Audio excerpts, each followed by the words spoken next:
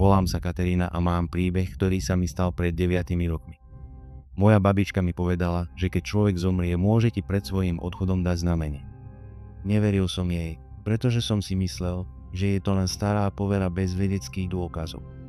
Mám sestru, volá sa Clementina. Bola pre mňa dokonalou sestrou, milá, sladká a niekto, s kým som sa vždy dobre vychádzal. Moja najlepšia priateľka 18. Apríla 2015 som bol doma sám. Clementina bola na výlete s priateľmi, zatiaľ čo moji rodičia boli na oslave bratranca. Bol to typický sobotný večer. Uvaril som rezance a pozeral obľúbený film. Počas sledovania som zaspával. Keďže bolo neskoro, išiel som spať a zaspal. Zrazu ma prebudil niekto, kto mi jemne hladil vlasy a spieval moju obľúbenú uspávanku. Aj v tme mojej izby som okamžite spoznal, kto to bol. Bola to Klementína.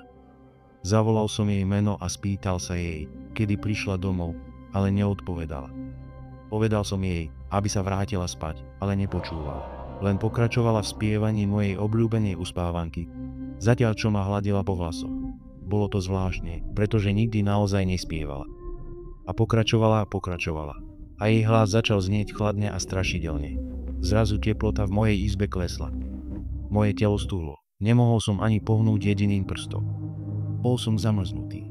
Dúfal som, že je to nočná mora, ale bolo to skutočné a nevedel som, čo robiť. Paralizovaný strachom som ju nemohol otlačiť ani utiecť.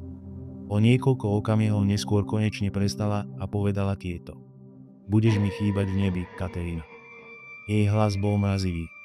Po týchto slovách vstala a opustila moju posteľ. S úľavou som si vzdychol. Bola opitá, námestná. Nevedel som, prečo sa takto správala. Keď som sa ráno zobudil, našiel som rodičov plakať v obývačke. Zmetený som sa ich spýtal, čo sa stalo. To, čo povedala moja matka, mi spôsobilo zimomriavky. Tvoja sestra včera v noci zomrela pri autonehode. Moja matka zlikala. Stál som tam, zamrznutý. Nemohol som uveriť tomu, čo hovorila. Vlna šoku a smútku ma zaplavila. Potom som si spomenul, čo sa stalo predchádzajúcu noc. Premýšľal som o povere, ktorú mi povedala moja babička. Tiež som si spomenul, čo povedala Clementina pred odchodom. Budem ťa postrádať v nebi. Dala mi moja sestra znamenie o svojej smrti. Ako som si to neuvedomil? Moja myseľ bola plná otázok. Ale jedna vec, ktorú som nemohol prijať, bola, že je skutočne preč. Ubehlo 10 rokov od tej noci. Pri písaní tohto stále nemôžem prestať cítiť smútok nad mojou sestrou. Stále sa snažím prijať, že sa s nami rozlúčila v takom mladom veku. Ale jedna otázka mi stále zostáva v mysli. Dala mi znamenie. Prečo sa zdala taká tajomná? Prečo znela tak strašidelne? Možno to bola len moja predstavivosť, ktorá si so mnou zahrávala.